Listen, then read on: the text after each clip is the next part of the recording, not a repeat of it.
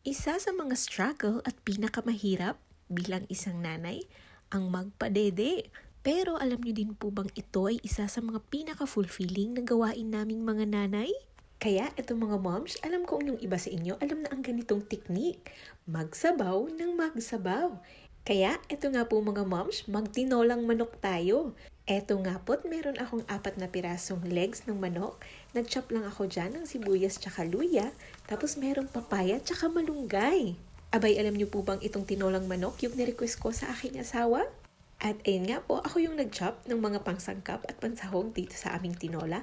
At syempre mga moms, dahil recovery period pa tayo, division of work ang kailangan natin o alalay. Eto nga po, yung asawa ko yung nagluto nito. Naniniwala po talaga kasi ako kapag mahilig ka sa sabaw, especially sa mga green leafy vegetables, abay mapaparami nga talaga yung gatas mo.